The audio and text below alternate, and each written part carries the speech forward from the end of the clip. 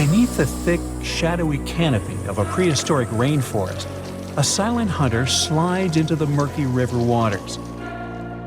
This is Titanoboa. Its size is horrifying, stretching over 40 feet long, which is about the length of a school bus, and weighing as much as a small car.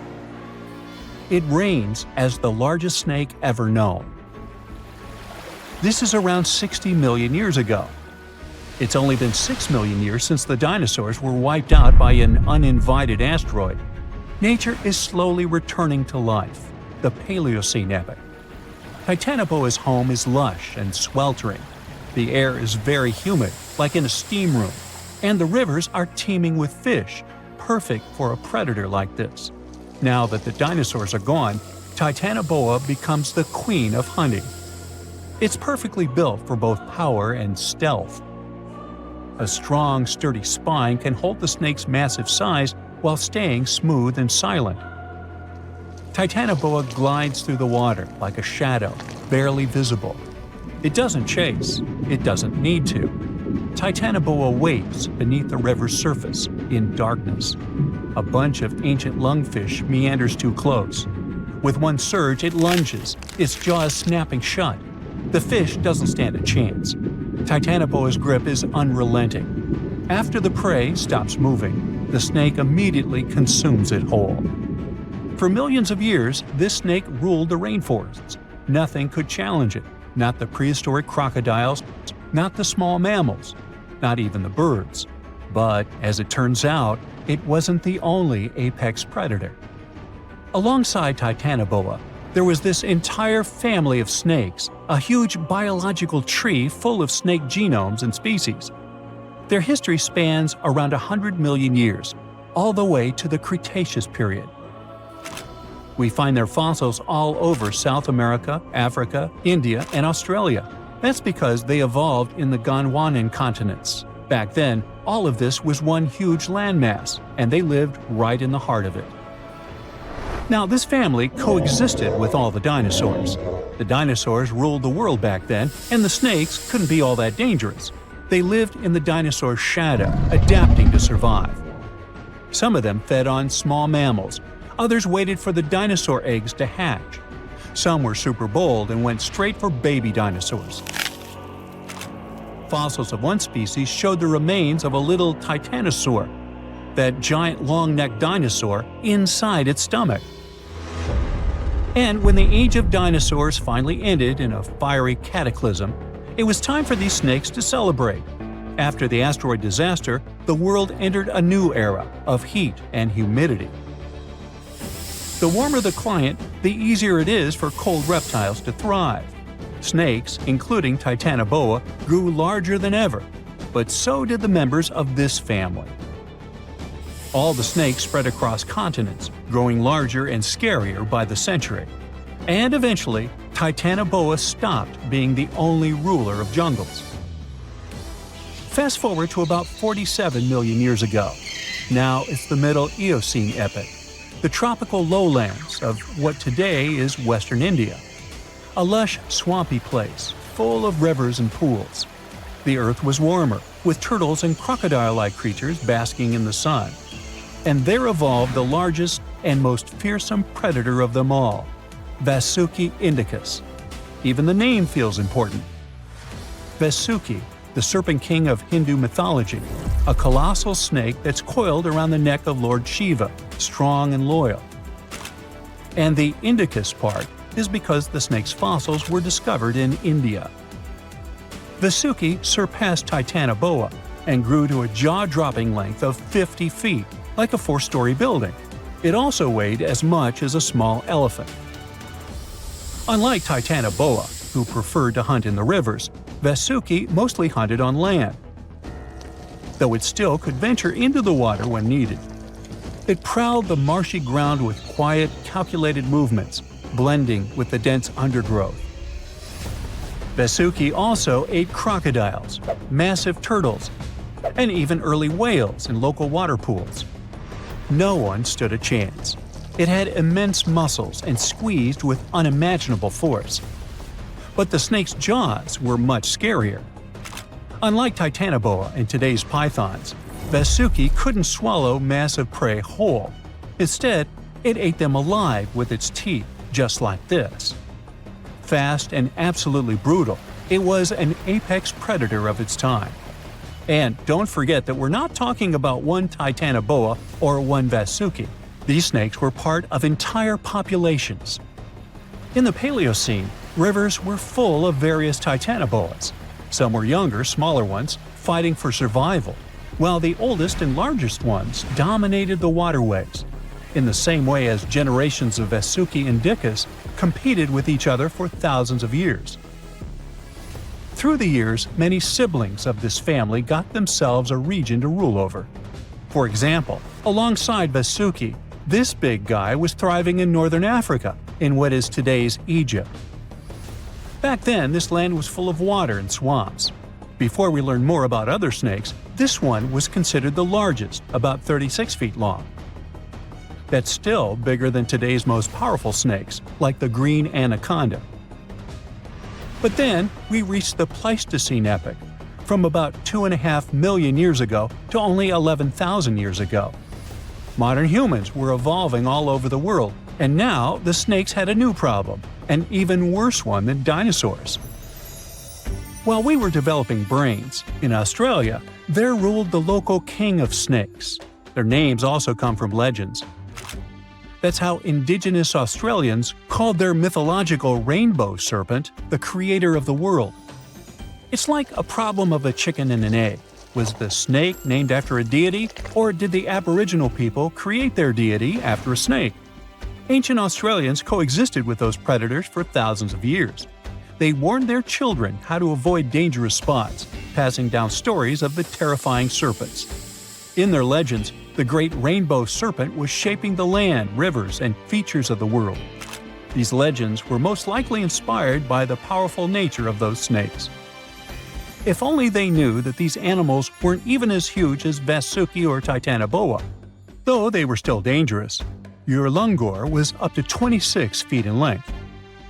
They preferred the more green and humid parts of Miocene Australia, like waterways with lush plants around the riverbanks. And there was much more potential prey. Urlungor had a thick body as wide as a human thigh. It loved to hunt in what is today the northwest Queensland. Its fossils were found in the limestone of Riverslade. It was a fascinating find. The skull was almost intact, with teeth and everything, which is crazy considering that snake skulls are very fragile and usually don't survive fossilization. Just like snakes before it, Urlungor didn't rely on venom. It was a constrictor, quick and powerful. But at least now these reptiles weren't as brutal. Their hugs quickly caused cardiac arrest in their prey. So the end came rather quickly. Also, they no longer could swallow the prey whole, and didn't have the same sharp teeth as Vasuki or Titanoboa. So both Urlungor and Wanambi had to eat very slowly, just like pythons today. Meanwhile, Wanambi was about 20 feet long. This one had a similar head, so it could only hunt marsupials, reptiles, and other little things that ventured too close. Wanambi's domain was the waterhole. It lay coiled in the shade, motionless, its body blending seamlessly with the dusty earth. If kangaroos and wallabies cautiously approached to drink, they wouldn't even notice the predator until it was too late. The Wanambi snakes lingered in Australia for millions of years. Even when the climate and ecosystem changed, it didn't bother these guys. In fact, they thrived in Australia's cooler, drier regions. Yet, even giants fall. Time moved on, the earth cooled even more, and nature began to change. Wanambi managed to last up to around 50,000 years ago, and could have lasted longer if it wasn't for humans. The same Aboriginal Australians who once feared Wanambi eventually spelled the end for the snake. All these years of being the apex predator, only for the little apes to hunt you into extinction. But that's how evolution goes. Eventually, all the giant snakes disappeared, leaving behind only their fossils and stories like this one. So in the early 2000s, a geology major went on a field trip to the world's largest open-pit coal mine in Colombia. He picked up a piece of rock and noticed impressions of some prehistoric leaves on it. Then he found more rocks, and each of them had the same pattern. Back then, the student could hardly know that his discovery would help describe the largest snake that has ever lived on Earth. The student took his findings to a local scientist, who called up the Smithsonian Institute and invited them for a fossil hunt. He wasn't that surprised, as he knew there were fossils in the pits of Sarihan. Back in 1990, another geologist found a fossil there and brought it to his office. He wasn't sure of what it was and called it a petrified branch. Years later, a paleontologist saw an image of this branch. He knew it wasn't a branch at all, but a fossilized jawbone of an animal. The scientist got so excited about the find that he flew all the way to Colombia. He wanted to examine the fossil, but no one had the key to its glass display case. The scientists couldn't wait, so they broke the glass and confirmed that it was a fossil of an animal that lived millions of years ago. After Herrera's finding, they knew exactly there were more fossils in the area. It took the team of scientists about 2 years to figure out they were all a part of a giant snake and not a crocodile, as they thought because of the size. They managed to establish it by looking at the vertebrae and ribs of around 30 giant snakes. Now, you might think that fossils would get easily destroyed in an open-pit coal mine, but in fact, they were found under the coal that served as a protective layer for them. Sadly, the scientists couldn't find the Titanoboa's skull. Unlike jaws, which are extremely powerful thanks to their muscles, snake bones are pretty fragile. That's why they usually crumble long before the sediment can appear over them. But still, the researchers managed to find 3 skull fragments. Thanks to this discovery, they've made a full-scale replica of the snake's head, which supported the theory that it used to be one of the largest predators of its time. If you're starting to freak out, don't worry, so am I. They also established it was related to modern boas and anacondas. That's how Titanoboa got its name. It's basically a titanic boa. The huge snake was officially described in 2009. Titanoboa was thriving around 60 million years ago, 6 million years after the Tyrannosaurus rex roamed the planet. Back then, it enjoyed the climate of the area in South America, which is now Colombia and Peru. It got almost as long as a bowling lane, 50 feet, or twice as long as the biggest snake living today. It was as heavy as 4 giant anacondas. It got this long and this heavy thanks to a lucky coincidence. Snakes are cold-blooded animals, so they need a warm climate to live and grow in. Northeastern Colombia was perfect. It was about 90 degrees Fahrenheit when Titanoboa was alive. Titanoboa wasn't that fast, especially on land, but it most likely spent much time in or near the water. Our hero could swim at a speed of up to 12 miles per hour. Like present-day snakes, it could wriggle around and change direction really quickly. Scientists still aren't sure if it could climb trees. Paleontologists believe that Titanoboa had brownish or grayish skin. It was the perfect color for the serpent to hide in the muddy rivers of the tropical rainforests. But then again, I don't see why it would have to hide from anyone, given its size. The largest snake ever wasn't venomous, but it didn't stop it from hunting any animal it wanted. And although it could choose pretty much anything, its favorite meal was most likely fish. Whew. Scientists decided so based on the snake's palate and the number and type of its teeth. You can't recreate the giant's diet today, as all of those fish types are also extinct. When it wanted to spice up its menu, Titanoboa dined on other reptiles. It sneaked up on its prey and got them down with one quick strike. Its bite had a very special design. The structure of its jaws let Titanoboa clamp down on the body of its prey, so there was no escape. Titanoboa also had a mean set of thin and pointed teeth. They bent inwards in the snake's jaw like fishing hooks. This little feature helped Titanoboa get a grip on its prey and prevent the slightest chance of its running or swimming away. It could most likely easily swallow even large turtles and crocodiles.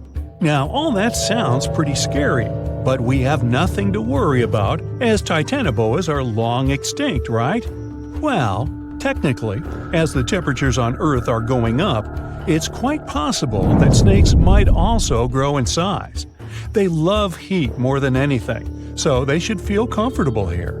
Of course, that would be a completely different snake, but it's not impossible that we'll see something similar to Titanoboa. But before you think of escaping to another planet, remember that huge snakes would need something huge to eat. Such giants prefer to wrap around something huge and swallow it. Most people would be simply too small for them. So unless the huge snake was starving, I don't think it'd waste its energy on attacking anything too little. Plus, like any other snake, Titanoboa had a sharp and delicate sense of smell, needing exceptional conditions and was sensitive to vibrations. A little too smelly, too noisy, too cold, too dry, or too wet, and the snake wouldn't go near this place unless absolutely desperate. So, if you live in a big city, your chances of meeting a huge snake like Titanoboa are about zero. Rural areas are something different, but the only place where the giant serpent would consider living would be near the equator. We already have some pretty giant snakes in the warmest regions of the world. Amethystine python, or less poetically, scrub python, is a gentle giant. It's the largest snake in Papua New Guinea in Australia. It can grow to the enormous size of 28 feet and weigh up to 77 pounds, which is about as heavy as a Dalmatian. Scrub pythons are pretty curious, sometimes slithering inside people's homes in Australia, but they're mostly harmless to humans. Their favorite food is rodents, bats, and birds that come to streams for water. Until then, pythons quietly lie in wait. They have heat sensors in the pit of their muzzles. They help the pythons better see warm-blooded animals they can have for dinner. The African rock python is one of only 11 living species of its kind. It's currently the second largest snake on the planet. This huge brown snake reaches lengths up to 20 feet and weighs about half as much as the giant panda. It's very serious about its meals, as it can catch an antelope and eat it whole. Even the cold-blooded crocodiles are afraid of this beast because it can easily eat one of their kind too. In 1958, a zoologist found a 4-foot-long young Nile crocodile inside an African python's stomach. According to the scientist, the python said, "Well, I don't know about you, but I find this whole thing hard to swallow." Actually, that's not true. Pythons can't talk, as far as we know. The reticulated python holds the record as the longest of all the living snakes in the world. The largest of these guys made it into the Guinness World Records in 2011 with a length of 25.2 feet. Its name is Medusa, and it lives in a zoo in Kansas City, Missouri. An adult reticulated python is large enough to swallow a human whole, or a whole human, either way. But these snakes are mostly quite peaceful and prefer to lie down without much movement. Although many pythons have dwarf forms that are much smaller than their full-grown cousins, reticulated pythons also have super dwarf forms. You can keep one of those as an 8-foot-long pet. Yes, it's considered a dwarf form, although it's longer than the average human is tall. You know, somehow I still don't find that comforting. You wake up in the middle of the night to a phone buzz. You know what time it is, you ask sleepily, but then you sit up in a jolt. "Get your stuff and go outside. They'll come fetch you in 10 minutes," says a male voice on the other end. You step out of your house and watch as a small helicopter descends on your lawn. You get inside and meet a scientist there. She's a specialist in archaeology and paleontology. As the helicopter takes off, she tells you that something terrible happened on one of the islands in South America, and you're flying directly there, right now. The whole operation is secret, so you're asked to give up your mobile phone. The helicopter flies far beyond the night city and lands at the airport. From there, you transfer to a plane and fly to the coast of South America. You land on a small island, and a guide ushers you to a jeep waiting nearby. For several hours, you and other scientists drive through the hot jungle. The road ends, and you continue your journey along a narrow path. You notice that the further you go, the quieter it gets. The birds don't sing, not even the leaves on the trees rustle. The jungle finally ends, and you find yourself on the coast. There are many tents with scientific equipment, people, and cars. Several people in black suits lead you toward some fallen trees. You end up in the middle of a large trench that leads to the ocean. The trench begins in the forest, right at the fallen trees. Judging by its size, a train could have passed here, but the truth is much scarier. After some research, you tell people the creature that left such a trace became extinct about 60 million years ago. The creature that uprooted so many trees is the largest snake that ever lived on Earth. You and the others must find out how this reptile managed to survive and where it is now. Titanoboa usually lived in tropical forests near swamps. Apparently, the island is its home, but now something has forced the snake to crawl away into the ocean. You carefully examine the trench, then the fallen trees, and declare the snake was not alone. It was fighting something as big as itself.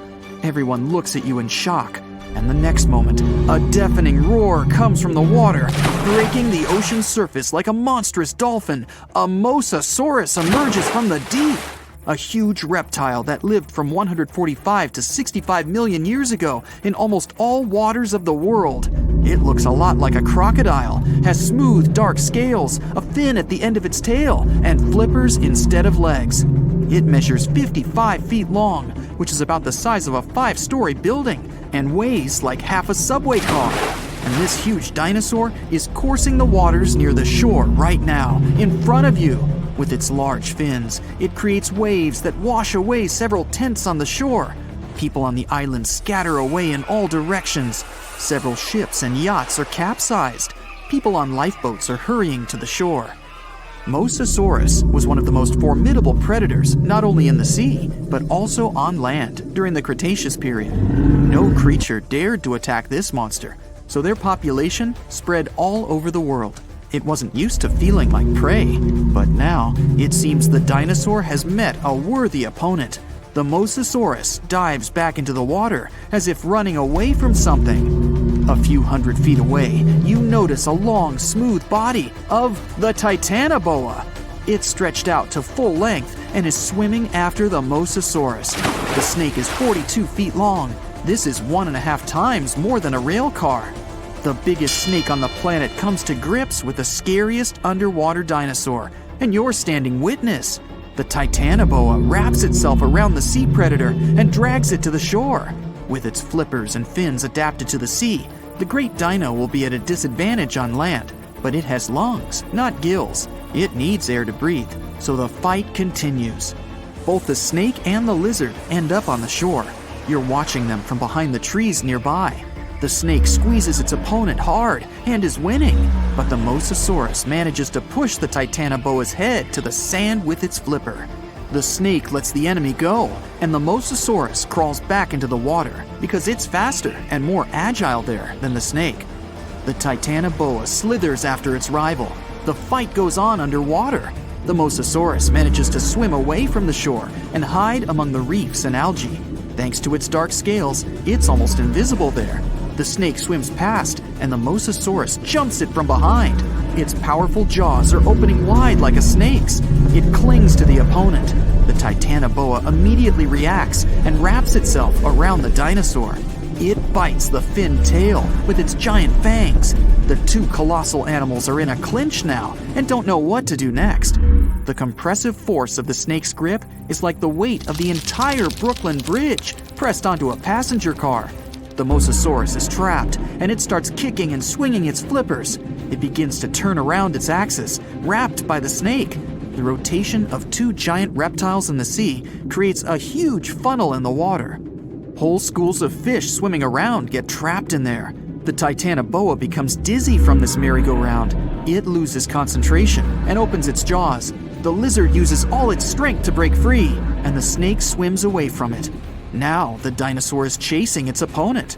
The Titanoboa emerges from the water, not far from the shore. Helicopters fly around the island, recording the events. Yachts and small fishing boats sail to the site of the Battle of the Titans.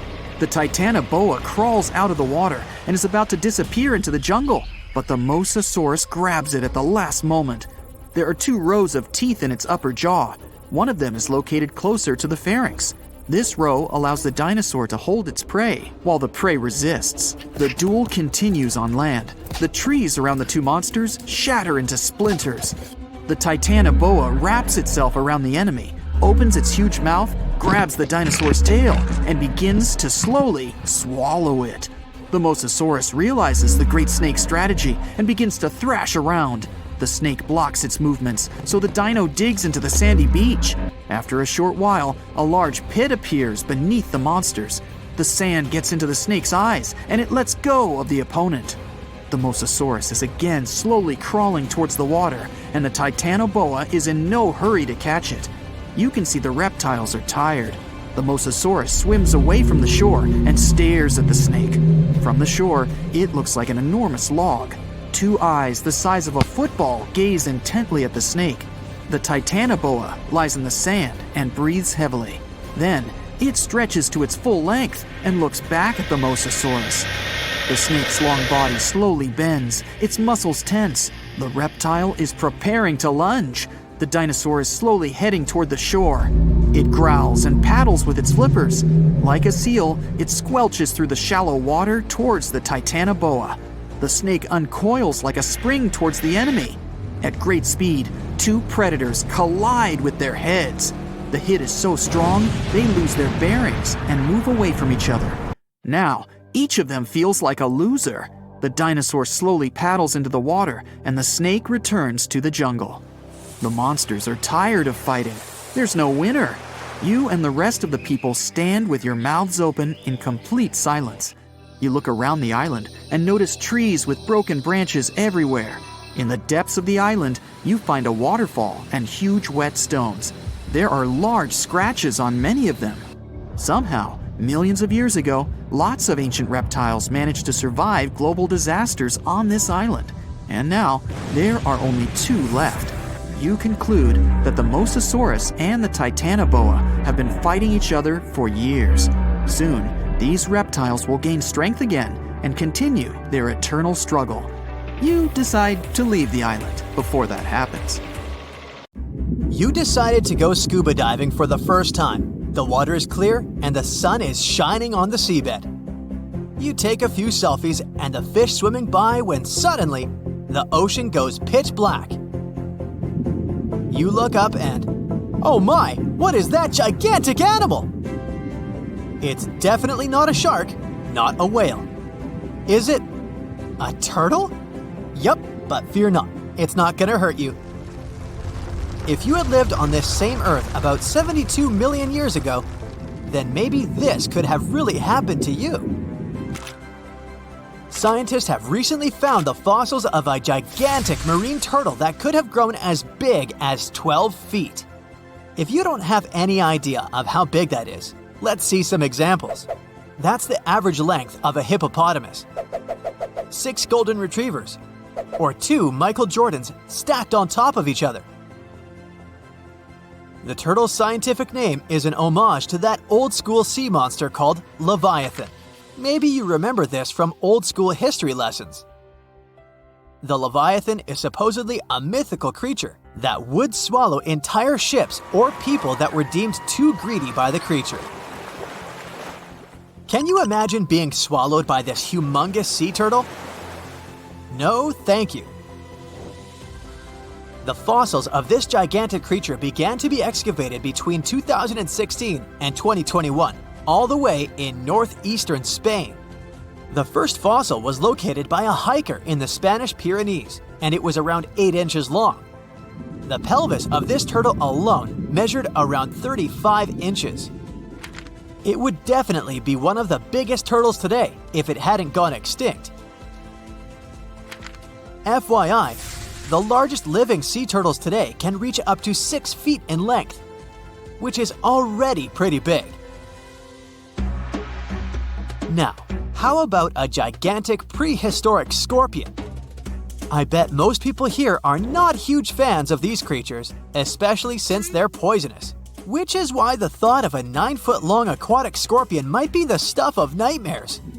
Let's just say that if they hadn't gone extinct some 400 million years ago, lakes and rivers would be much more dangerous places for humans today. These gigantic insects were considered to be apex predators in their time, hunting everything from fish to other animals, even of their own kind. Yikes! I got goosebumps just imagining these creatures. Should we thank the asteroid that hit our planet now or later on in this video? Another prehistoric animal that would shock humans if it were still alive is the so-called Megatherium, a gigantic sloth. This huge sloth is believed to have grown up to 20 feet long, and its weight could be up to 8,000 pounds. It was found in the woodlands and grasslands of South America. The creature used to stand on its 2 feet in order to reach leaves on high branches. These giant sloths had huge claws. They helped them climb trees. I gotta say, I feel uncomfortable imagining these elephant-sized sloths climbing trees. Oh, of course, some dinosaurs will make our super-sized creatures list. But before that, here's a fun fact. Did you know some dinosaurs are still alive today? Scientists have proven that birds are classified as theropod dinosaurs. Such infamous creatures as the T-Rex and Velociraptor belonged to this group. I'm sure you've heard these names even before you watched Jurassic Park. The Velociraptor is that scary dino that breaks into the kitchen. Well, they evolved, gained some feathers, and turned into various species of birds we know today. That means that any bird from chickens to those little blue ones is a direct descendant of dinosaurs. Now, does the name Spinosaurus ring a bell? You can see this huge dinosaur in some museums today. Its fossils, I mean. The Spinosaurus was one of the biggest land predators to walk Earth.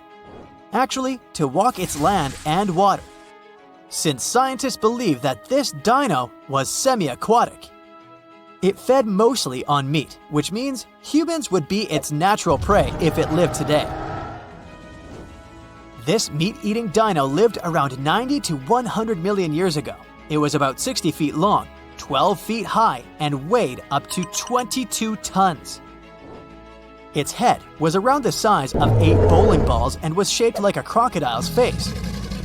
Basically, the Spinosaurus was a big African elephant with the face of a crocodile.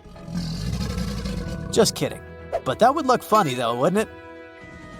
A much more attractive dino was this guy. It's considered to be the largest dinosaur that has ever lived on our planet. What made it so big was its extremely long neck and very long tail. You wouldn't want to stand behind this creature, believe me. If it decided to swish its tail, you'd get catapulted very far away.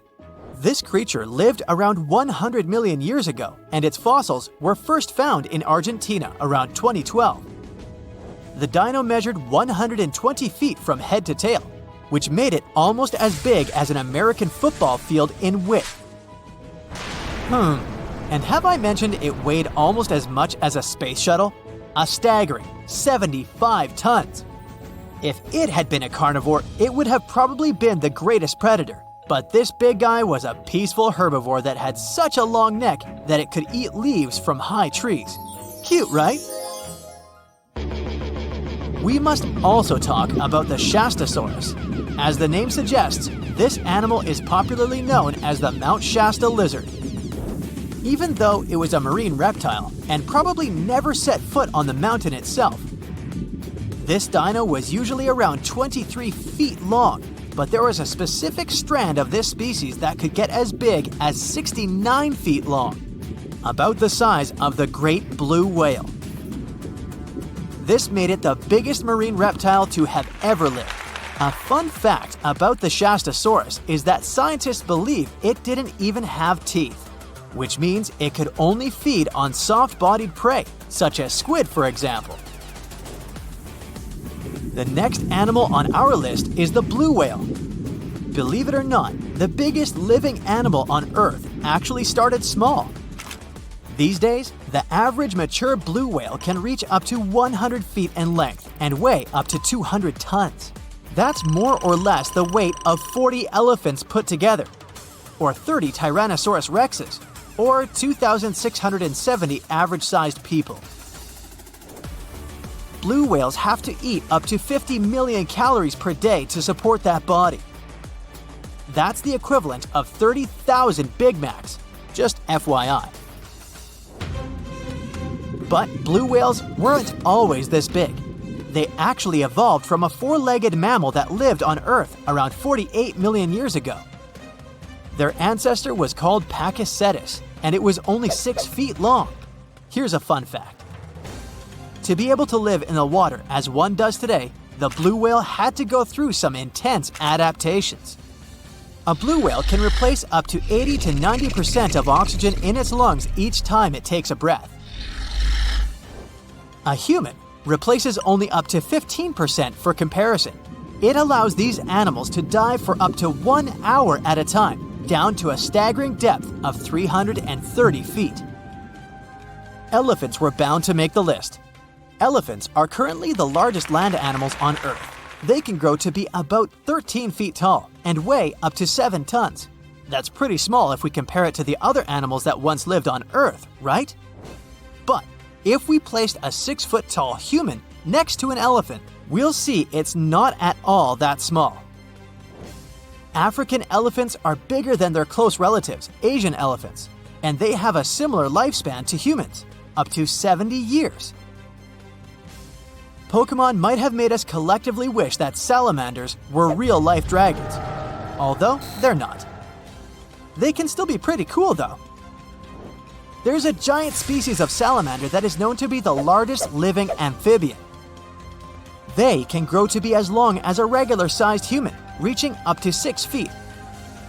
I bet that wouldn't be a pleasant underwater encounter.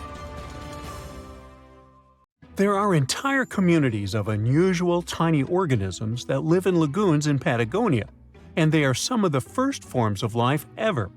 No one had known about them until 2 scientists, Brian and Maria, went to explore certain areas in Patagonia. Now, Patagonia occupies nearly half of Argentina, and few people live there. Only some farmers and sheep ranchers that mostly stay near rivers and grow things such as apples, pears, and alfalfa. A long time ago, it was a wild and distant place where Indian tribes lived. But this time, we're going to follow the tracks of life forms that appeared long before humans and look closer at these interesting microorganisms Brian and Maria found. Those two had to drive for 9 hours on some rough roads to reach their destination. They stayed in a small village. Only 35 people live there. These people depend on just one spring because it almost never rains there. On the last night in the village, Brian realized that satellite images he had taken had shown a set of lagoons that were only 10 miles away. The next day, the small team jumped into a car and went up the road as far as they could until it became too difficult to drive. They continued hiking the rest of the way. It was hard because they had to carry water to deal with the intense sunlight. In some spots, they ended up sinking up to their knees in a slush made of salt. Up there were 12 lagoons with perfectly clear waters. The place itself didn't offer much except for very acidic and salty water and intense direct sunlight. But it was kind of like traveling back in time, because those conditions were like what Earth looked like many, many years ago. When Brian examined the lagoons, he was surprised to see many unusual microorganisms there. We call them stromatolites, and they're so small we can't even see them without a microscope. But they get together and form large communities. In the past, many unusual species lived this way. For example, cyanobacteria. They were important back in their time because they produced oxygen. Earth, in its initial stages, didn't have much of this gas in its atmosphere.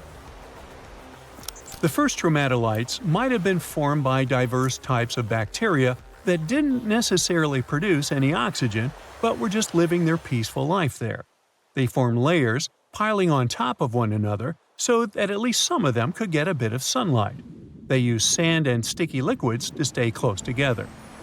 Brian was also incredibly surprised because those were the biggest living stromatolites he had ever seen. Living stromatolites usually grow to be over 3.3 feet high, but the newly found ones were 15 feet wide and a few feet tall, which is giant compared to those living in other places. And fossilized ones were even larger. A long time ago, they could grow bigger than today because there weren't many other species that could eat or harm them. Also, there are many other organisms today that can grow faster and more massive than them and take up their space. That's why stromatolites can only survive in rare places where hardly anything else can live, like in these very salty lagoons located high above sea level in Punta de Atacama. The stromatolites found there are the most famous ones because they might be some of the best examples of the earliest life on our planet. But they're not actually the first form of life on Earth. The oldest of their fossils are 3.5 billion years old, while some other evidence we have tells us that life on our planet appeared around 4.1 billion years ago. Maybe some stromatolites lived back then as well.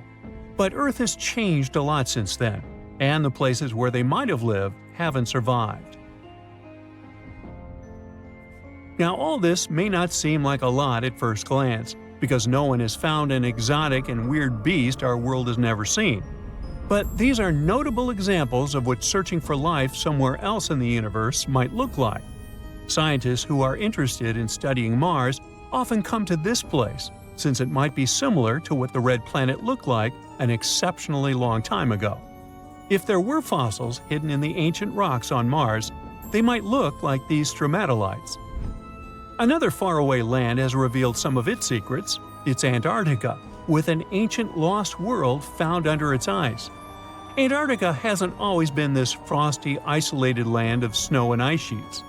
Once it used to be part of the Gondwana supercontinent, together with what is now South America, Africa, Australia, the Arabian Peninsula, and the Indian subcontinent. But at some point, it split off and went to build a life on its own. It formed as other landmasses started to move away, which created its coastline. But Antarctica was different in many other ways back then too. It used to be a land covered in magnificent forests and rivers full of life. Scientists use radar and satellites to explore a mysterious world hidden under the ice there. This ancient land, which is close to the Indian Ocean, is as big as the U.S. state of Maryland or Belgium.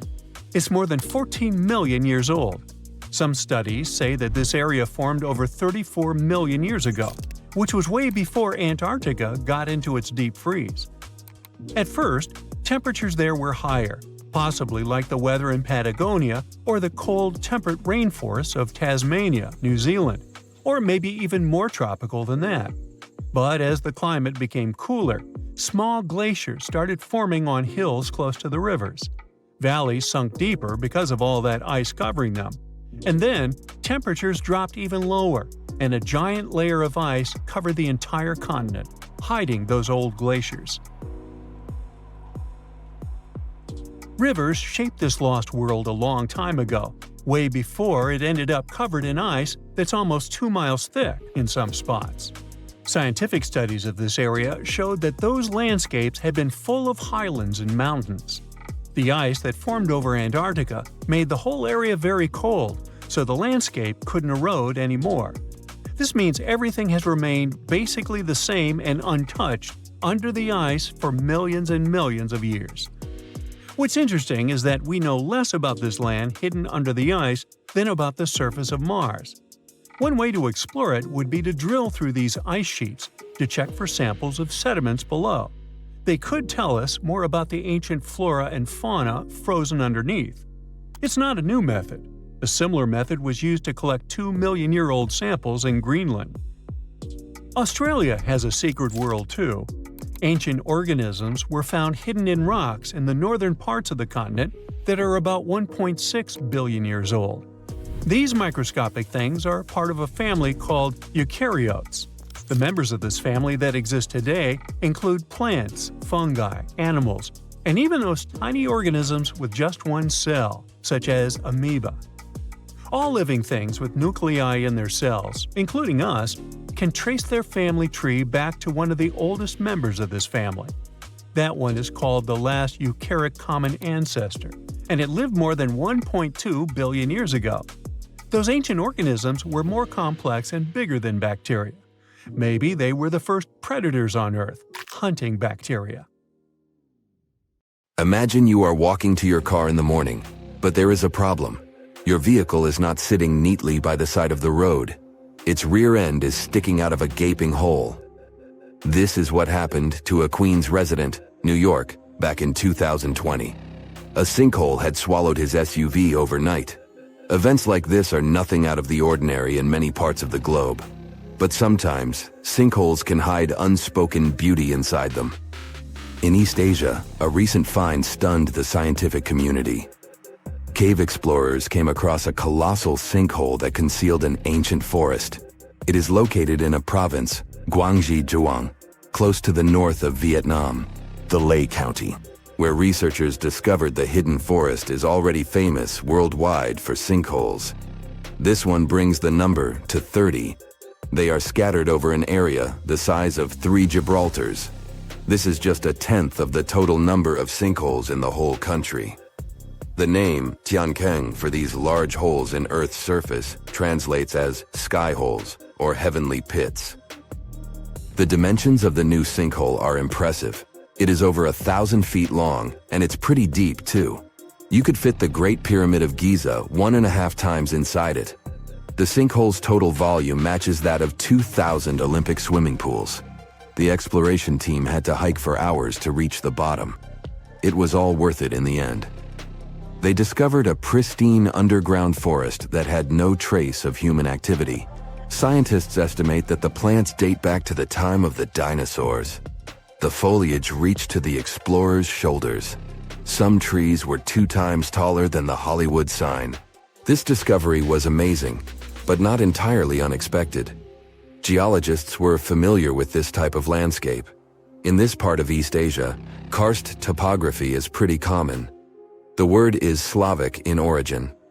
Since the late 19th century, geologists have been using it to describe barren limestone regions. This type of landscape features fissures in the ground, caves, underground streams, and, of course, sinkholes. Karst forms in parts of the world with heavy rainfall. The water dissolves materials such as limestone or dolomite. This creates a scenery that many people describe as wild beauty. Karst terrains have a practical purpose as well. They are ideal for storing water that humans can drink. Around 700 million people around the world use these karst aquifers as their primary water source. In the United States alone, 40% of the groundwater used for drinking comes from them. Springs of Florida and the Mammoth Cave in Kentucky are just some of the most famous karst areas. Geologists classify around 1/5 of the U.S. land surface as karst. This type of terrain exists on other continents as well, in the Caribbean, Europe, Australia, and Asia. Due to local differences in climate and geology, karst doesn't appear the same everywhere. In the Spanish province of Malaga, the landscape consists of barren rock. This is what the karst regions of Italy, Slovenia, and Montenegro also look like. In East Asia, the landscape over the karst is green. This is because of the humid tropical climate. Sinkholes and cave entrances are usually hidden behind lush vegetation. The region's unique appearance got it inscribed on the UNESCO's World Heritage List in 2007. The world's second most populous country is home to 2/3 of the planet's natural occurring sinkholes, Tiankengs. They start to form when rainwater seeps into cracks in the limestone. Over time, the gaps widen as more and more material is washed away. At one point, the ground above the limestone becomes unstable. The end result is the collapse of the surface layer. This happens suddenly and without prior warning signs. Once a hole forms in the ground, water starts filling it up. Another way for a sinkhole to form is the existence of an underground cave. Its roof can collapse. The shape of such sinkholes resembles a funnel. It is wider at the opening on the top and narrower near the bottom of the pool. The most famous of these sinkholes are cenotes. They occur naturally on the Yucatan Peninsula in Mexico. The region is home to more than 2,000 cenotes. They are all former caves whose roofs had collapsed at some point in time, and they are filled with fresh water. The local people have been using them as water sources for thousands of years. The ancient Mayas gave them mystical symbolism. For them, the cenotes were passageways to the other world. In reality, They are just a feature of karst terrain. Sinkholes that form in regions with abundant rainfall and limestone beneath the surface soil. The depth of a sinkhole can vary significantly. The smallest are barely 3 feet deep. When it fills up with water, it turns into a pond. A large lake can form in the place of a large sinkhole. One example is the Red Lake in Croatia. The most impressive thing about it are the steep cliffs that rise above the lake. They are nearly 800 feet tall. The world's biggest and deepest sinkhole, Xiaoshai Tiankeng, lies in the vicinity of the Yangtze River. The outside world discovered it only in 1994. The hole is so deep that you could stack up 7 statues of liberty inside it. During the rainy season, a waterfall cascades from the pit's mouth into a cave system at the bottom. But not all sinkholes fill up with water. This was the case with the newly discovered giant sinkhole in Asia. It developed its own ecosystem. The high humidity and low temperature inside it were perfect for plant life to thrive. The very bottom of the hole is connected to an underground water flow. Scientists discovered 72 species of rare wild plants in the area. They are in danger of disappearing on the surface. But inside the sinkhole, they have found the perfect conditions for growth. The enormous opening in the ground is essentially a wildlife refuge. This was confirmed in 2021. That's when biologists discovered 2 species in the Yunnan province that they previously thought had gone extinct. Who knows what other animal and plant species are still hiding in there? Exploring these underground cave systems can be quite dangerous.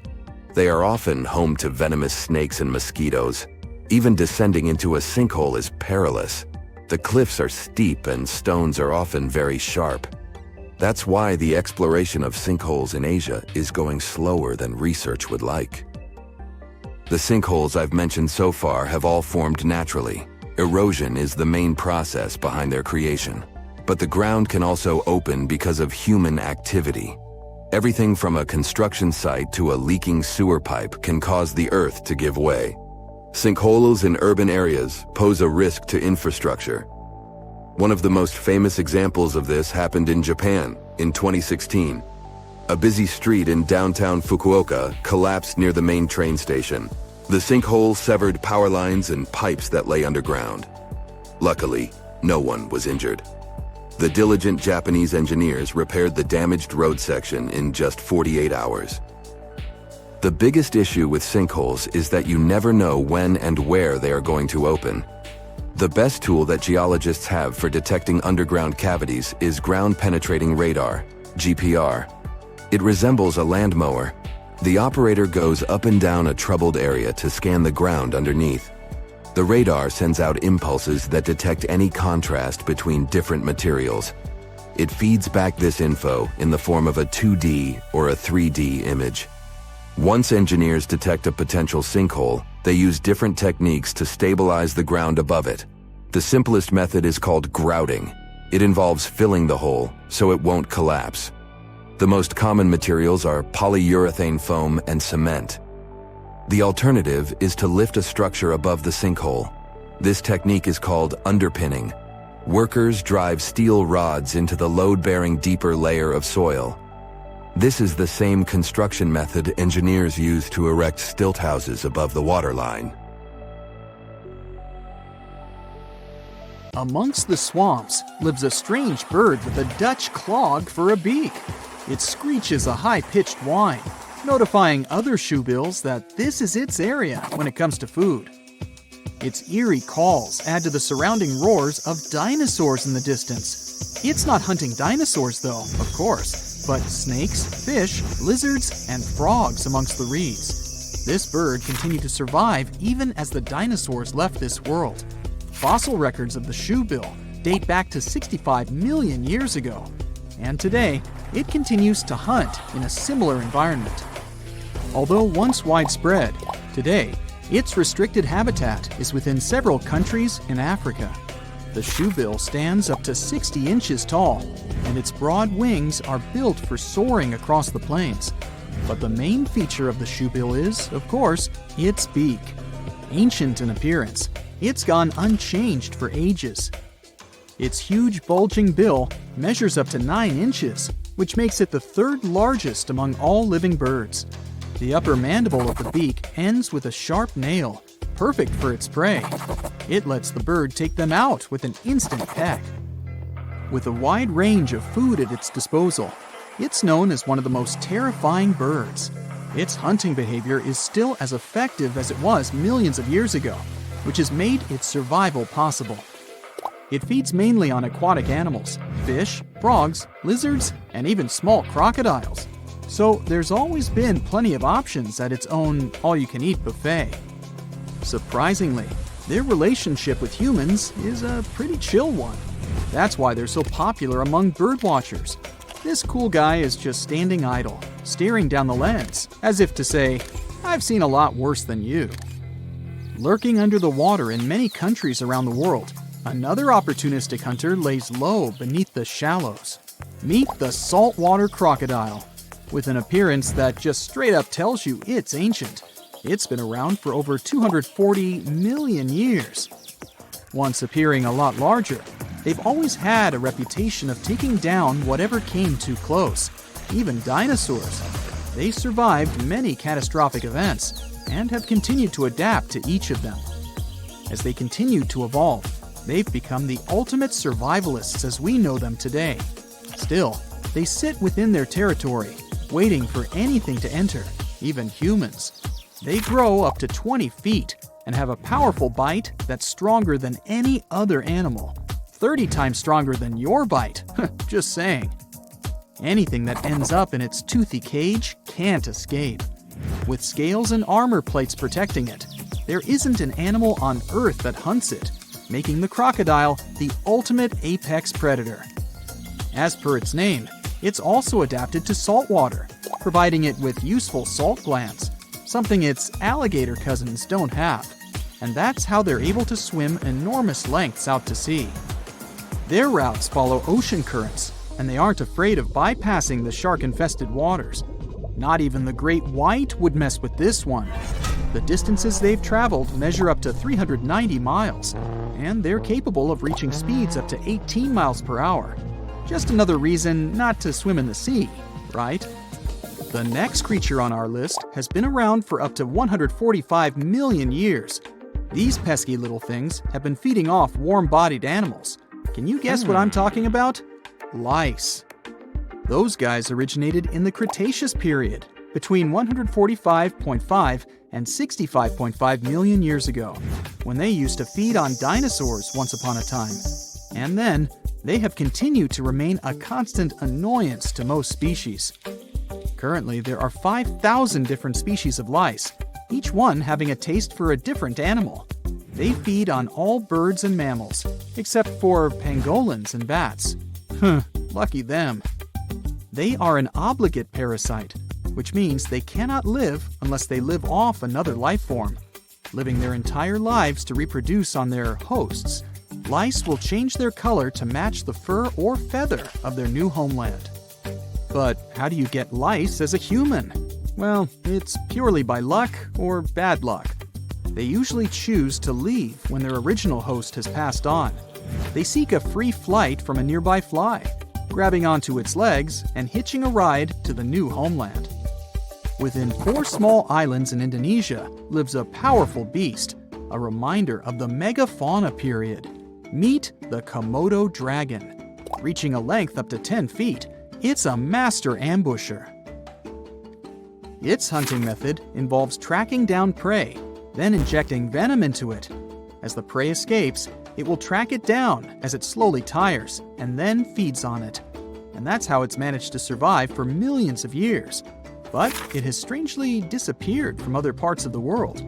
These islands weren't always its home, and it's only been here for the past 4 million years. Originally, the dragon's ancestors came from Asia, but migrated south to Australia 40 million years ago. And with a great range and variety of food, that's where they grew to their massive size. Then, some 25 million years later, a collision with continental land masses occurred between Australia and Southeast Asia.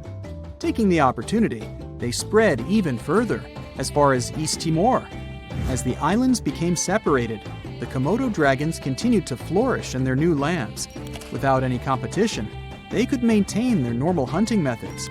Unfortunately, in Australia, they all eventually disappeared due to competition from humans.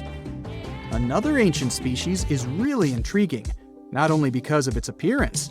Let me introduce it to you, the coelacanths. Scientists found the only evidence of their existence in their fossils. It made us believe they disappeared 410 million years ago. So, you could imagine the surprise when they were discovered in 1938, idly swimming along the east coast of South Africa. It's truly a fossil that's come back to life. It gave us a great opportunity to not only further understand this species, but to answer many questions about some of its relatives. Growing up to 6.5 feet, they have a lifespan of up to 100 years. But what's strange is they have 8 fins. They're the oldest known living member of the lobe-finned fish. They are so ancient that they're more related to amphibians, reptiles, birds, and even mammals than to the ray-finned fish we know. Armored with strong cosmoid scales and with a hinge on their jaw that allows them to open their mouth very wide, they are truly ancient-looking creatures. But they did evolve slightly differently than their ancestors, although they still look the same.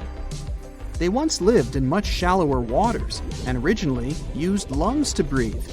After the dinosaur age, they had to move into deeper waters to feed and gradually upgraded their lungs to gills. And it was this new ability that ensured their survival. Let's go even further back to 480 million years ago.